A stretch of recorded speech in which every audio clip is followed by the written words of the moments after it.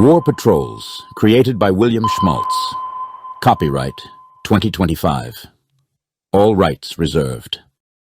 This episode of War Patrols is sponsored by Flag Up Mailbox, located in Ironwood, Michigan.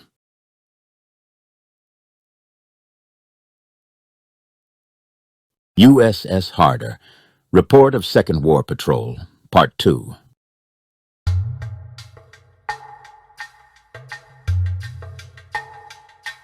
"12:45, sighted two freighters, with escort trailing, rounding Irosaki, apparently headed for Omae-Saki.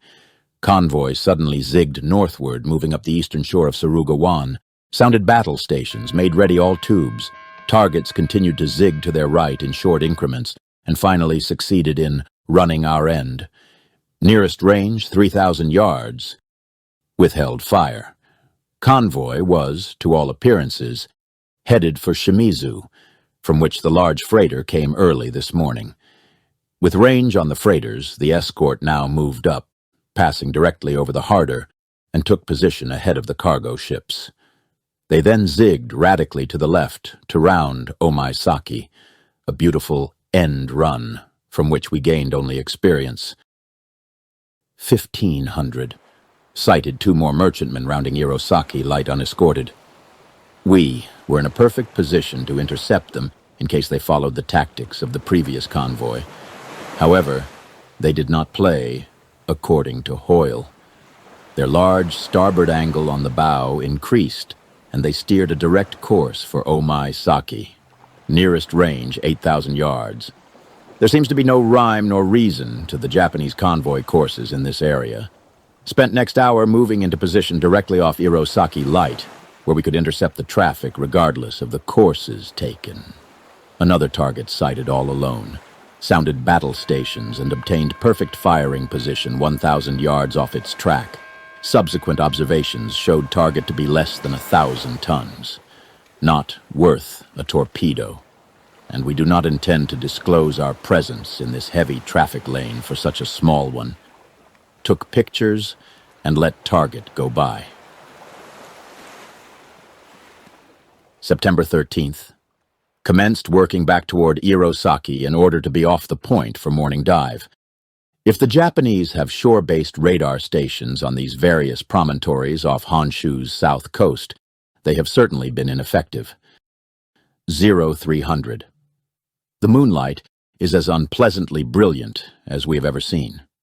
Islands 30 and 40 miles away stand out clearly in vision, without benefit of binoculars. Submerged 10 miles south of Irosaki and moved into desired position, 3 miles offshore.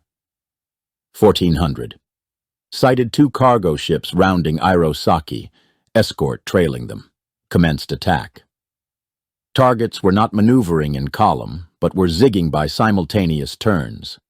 Sea surface was now glassy. Submarine was inside the 100-fathom curve about 2 miles off the beach and still closing. Took look for final setup, and target had zigged directly at submarines. Range now 1,800 yards. Went ahead, full speed, and attempted to pull off the track for stern tube shots with 120-degree track. When the torpedo run dial reached 700 yards, ran up periscope for final bearing and saw a bright red plane at range of 500 yards, headed for periscope. Pulled scope down for 30 seconds, then up for firing bearings. Airplane zoomed the submarine just as we fired two torpedoes. Both missed, but so did the aircraft bomb. Went to deep submergence, rigged for silent running. 6 minutes after the aerial bomb, the first of 9 depth charges exploded. What the Japs lacked in accuracy was made up in tenacity on this attack. It lasted 8 hours. Some of the charges sounded more like aircraft bombs than depth charges. 2050. First aerial bombing attack. 9 bombs dropped over a period of 2 hours. Submarine at 250 feet.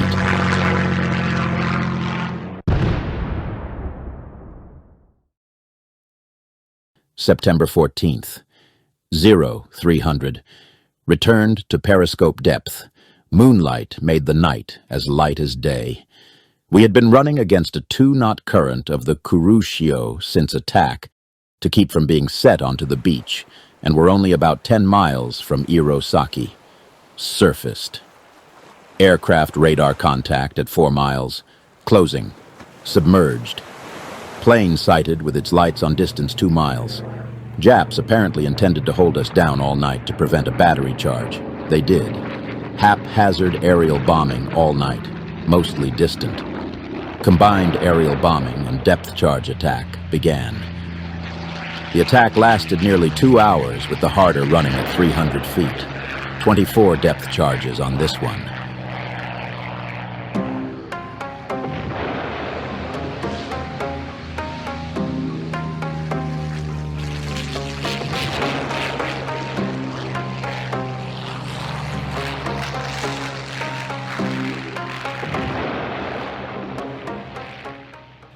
$1900. Battery gravity at 11:45. Situation could have become critical if Jap night flyers held us down another night. Surfaced. Remained on surface to cram in battery charge. Aircraft sighted at 6 miles. Apparently 4 bombers in formation on parallel course. And again, praise be to Allah, with all lights on, remained on surface and watched planes disappear to the southward. September 15th. We were again operating in the Izo-Shoto chain of islands, and again the traffic looked heavy. 1,100 sighted enemy warship, believed to be minesweeper. Maneuvered for bow shot, but as firing bearing was reached at 700 yards, gyros were moving too fast to be matched. Swung hard left and came in astern the target. Track now 180, gyros 0, torpedo run 1,600 yards. Fired 2 torpedoes without spread, depth set at 10 feet. Torpedoes were observed to pass into the target, and several dozen Japs suddenly ran to the stern and pointed at tracks. No hits. It is believed that torpedoes were set too deep, took pictures of target just as aerial bomb exploded, went deep to 300 feet. 2 more aircraft bombs exploded as we went deep. Heavy depth charging began. A total of 24 were dropped during the next hour, and most of them were very close, but set shallow. The depth gauges really jumped when these went off. It is believed that 2 or more surface ships took part in this affair, and their sound parties were no amateurs. No echo ranging was used, only listening. Screws from one of the ships sounded like those of a destroyer as they passed overhead at high speed. 2100. Surfaced. We had been submerged 58 of the past 66 hours, received a total of 59 depth charges or aerial bombs during that time, and all hands needed a rest. Set course west to clear area. 2200. Sighted fleet of lighted sampans, maneuvered to avoid. One apparently sighted us and turned off his lights. Turned to course north until sampans were out of sight. Then set course for Shiono Misaki. September 18th, 040. Deck officer sighted a green flare dropped by aircraft about 1 mile distant on our port bow. The SD radar, as during the past week, had been used intermittently, at intervals of 1 minute for 15-second periods. Am convinced, though, that the flare-dropping plane was homing in on the radar. From now on, we will run entirely without it, although the nights are brilliantly clear after moonrise. 12:25. Stormy weather commenced, and a local rain squall conveniently enveloped us. Surfaced to change air in the ship and put in a quick battery charge. Choppy sea and squally weather. Lights of the town of Shiono Misaki were clearly visible. End lights of about 24 sampans were sighted nearby. Maneuvered to avoid all sampans and close Shiono for an accurate navigational fix. When we were 5 miles south of Shiono Misaki at 21:45, all lights of the village and neighboring coastline were suddenly turned off.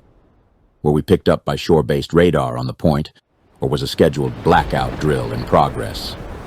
We didn't know. Turned course and cleared area. September 19th, on surface in rough seas. Sky overcast.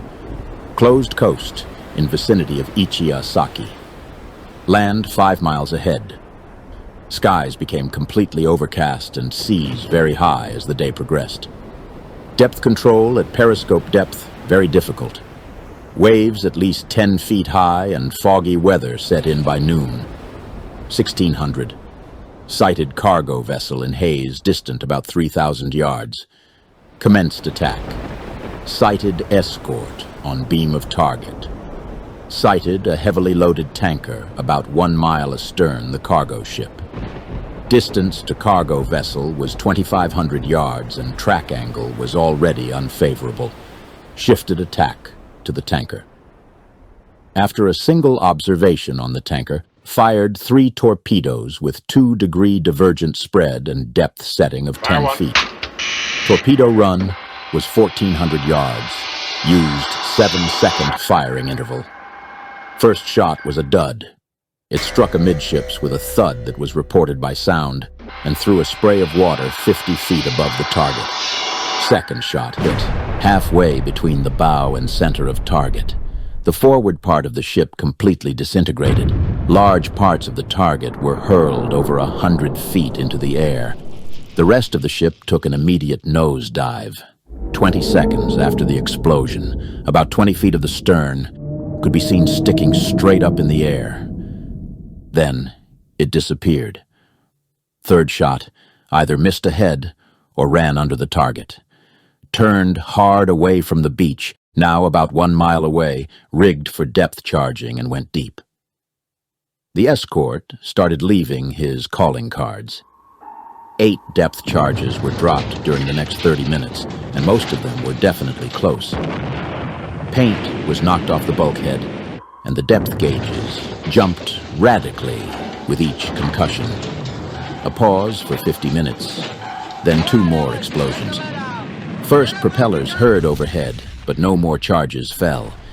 Depth control again, expertly handled by Lieutenant Lynch, with a minimum of speed changes and no pumping, but by shifting men from one end of the boat to the other to keep us between 275 and 350 feet.